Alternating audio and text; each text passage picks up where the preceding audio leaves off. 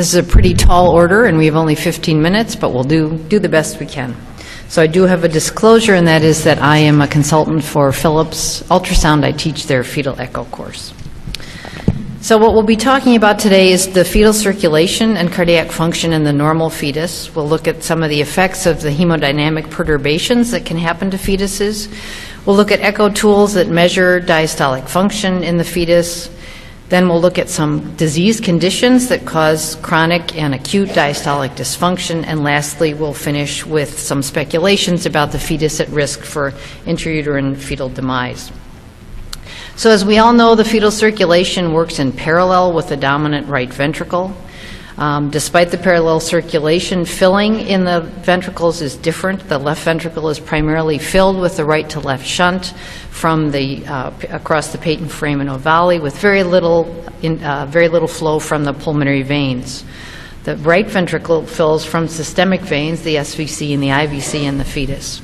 The afterload is also different in each ventricle, with the right ventricle facing relatively low afterload from the placenta and higher afterload from the lower body of the fetus.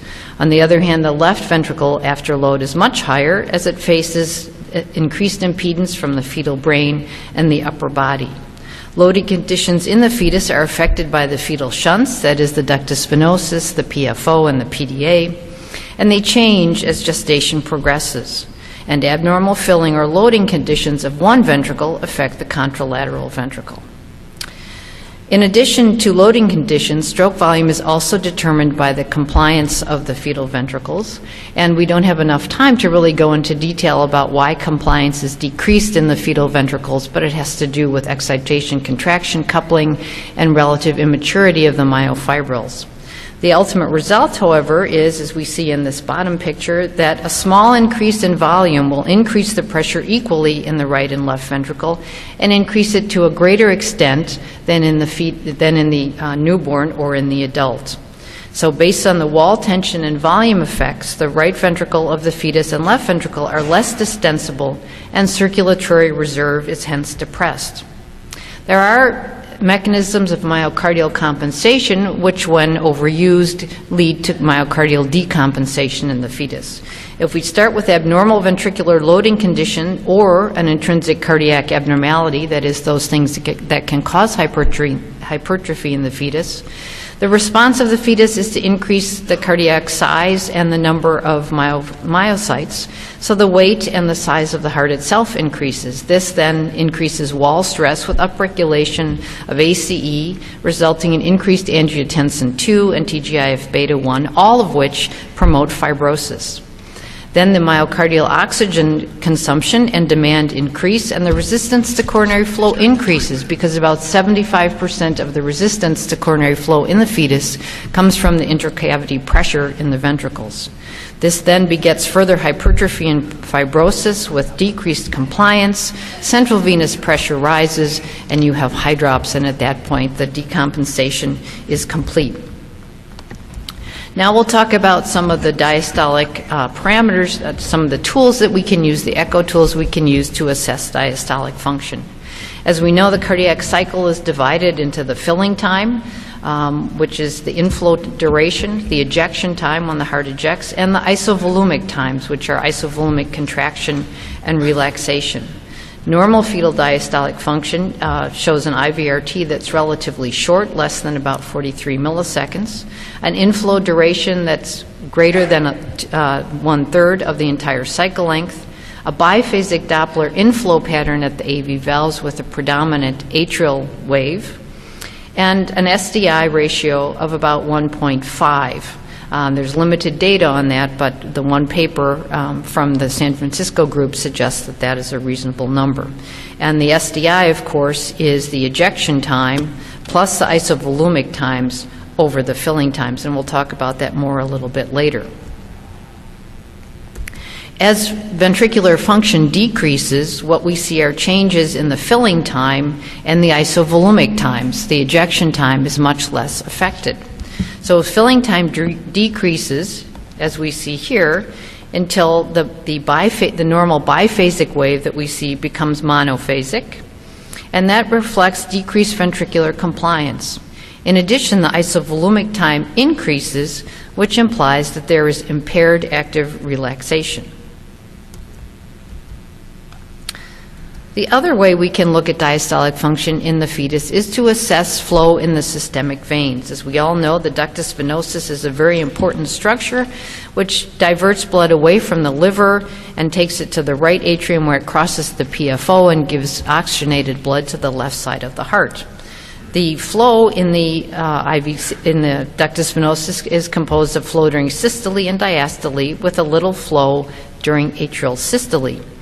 As the function worsens, the atrial wave becomes of lower velocity, and in the most severe forms of dysfunction will in fact reverse. So an elevated ductus venosus pulsatility index goes along with decreased ventricular compliance, and interestingly, this A-wave reversal is associated with high neonatal levels of pro-ANP and troponin, indicating some cardiac damage. When this is seen in the fetus with growth restriction, there is 10 times the likelihood of deterioration, which occurs in the next few days. The last vein to look at and when you're assessing diastolic function is the umbilical vein. When you see notching, as you do in this bottom tracing here, the fetus is indeed in very poor shape. So I'll talk briefly now on the systolic to diastolic time index. There's a lot of data on the myocardial performance index in fetuses, but we and other groups are turning more to the systolic and diastolic interval because it's been validated in the postnatal patients. It has greater feasibility than the myocardial performance index. You only have to measure one mitral and tricuspid inflow. You don't have to control for heart rate when you look at your pulmonary outflow. And even more importantly, it incorporates the diastolic filling time, unlike the myocardial performance index, which may be one of the first signs of impaired diastolic function. So we'll now discuss a few of the diseases that can result with hypertrophy. The first and probably best studied is the pathophysiology of twin-to-twin transfusion syndrome and the recipient twin. This is a hemodynamic and biochemical derangement, also a placental vasculopathy where anastomosis allows the unbalanced transfer of both fluid and vasoactive substances through the placenta from the donor to the recipient twin, and the result is there's hypertension in the recipient twin. TTTS can present very early and in its most severe form, as we see in the top picture here. This is a hydropic fetus. You can see the skin edema. Looking at the heart, we see there's tricuspid insufficiency, mitral insufficiency, and very, very poor function. Our Dopplers show notching in the umbilical vein, very low A-wave velocity in the ductus venosus, and monophasic tricuspid and mitral valve filling. In these severely affected twins, and work done by Dr. Howley in our lab, we can see that not only the myocardial performance indexes are significantly different between the recipients, donors, and controls, but also that the systolic to diastolic index is also significantly different. Why is this? Dividing the systolic to diastolic index into its component parts, we see that the one part that doesn't change is really the ejection time. So the other characteristics that go into the SDI, the isovolumic time and the filling time, are the characteristics that change in severe twin-to-twin transfusion syndrome. Well, does every twin present with full-blown TTTS? And the answer is no.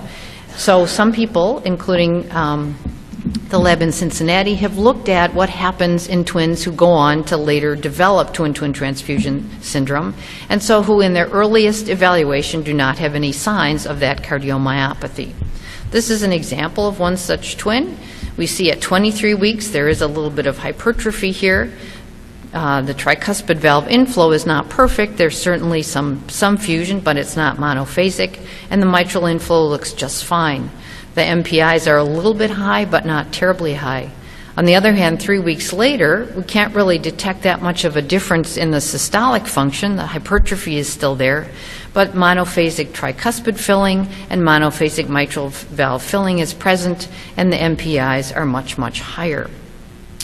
So the question is there some diastolic dysfunction that happens before full-blown TTTS? And the answer is, it appears that there is. This is from a study from Cincinnati, and it shows in fetuses that the diastolic filling times on the first scans, shown in red, are significantly lower than the initial exams here, shown in blue. And we see that not only right and left diastolic filling times are less, but also that the ductus venosus PIs are also different. So combining several studies looking at this pre-phase of TTTS, we find that not only is the RV filling times or shorter LV filling times present, but the isovolumic relaxation time is longer, there's hypertrophy, and there's an elevated ductus venosus PI. So I don't think we've answered the question yet, is it a volume or a pressure overload or both, but it remains an excellent model for studying hypertrophy in the fetus. The second condition I'd like to discuss is lower urinary tract obstruction, or LUTO. This is a condition, if you haven't seen it, that's quite remarkable. This is the dilated bladder, and they really do get this big. There's progressive renal dysfunction and oligohydramnios that develops. There's considerable morbidity and mortality, as usually due to the renal dysfunction and the oligohydramnios. And it was Jack Rychak who first postulated that perhaps the giant bladder compressed the umbilical arteries and could severely increase the afterload of the fetal heart. In our lab, we've looked at fetuses who have lower urinary tract obstruction and normal fluid with relatively normal findings, and we've looked at those with oligohydramnios, and you can see that the ductus venosus flow is abnormal. In this group of fetuses, there's partial fusion of the tricuspid valve and a longer isovolumic relaxation time, as well as the hypertrophy that is so typical of these fetuses. Looking at these groups and separating the right and left ventricles, we see that in lower urinary tract obstruction with normal fluid, the isovolumic relaxation times and the total isovolumic times are higher in fetuses with lower urinary tract obstruction. But when there's oligohydramnios, there's much more extensive abnormalities in both diastolic and systolic function. Turning to the RV, we see that with normal fluid, interestingly, ejection time is abnormal, and also the isovolumic time and the ductus venosus PI is also abnormal. Again, just as with the left ventricle, when there's lower urinary tract obstruction, which is more severe, that is with oligohydramnios, there's much greater abnormalities, especially in the diastolic function. Looking at cardiomyopathy, this was a fetus who we cared for who had presented with this dilated and hypertrophied heart at 34 weeks, abnormal MPIs of both ventricles and abnormal filling. And at 40 weeks, it presented really in extremis and had a heart that looked like this. If we look at this scan also at 40 weeks, looking at the left ventricle, the right ventricle and the left ventricle. This is the aorta. We can see there's actually flow in the right coronary artery, which is a sign of severe distress. So predictors of outcome in fetal cardiomyopathy, the third subject that I'm talking about, show considerable diastolic dysfunction in the group from Toronto. In the first paper from 2002, they showed that an increased A-wave reversal in the IVC or the systemic veins and umbilical venous pulsations were typical in cardiomyopathies who did not survive. And on a follow-up study with a greater number of patients, the Z-score of the interventricular septum and the findings of monophasic AV valve filling were also different and statistically different.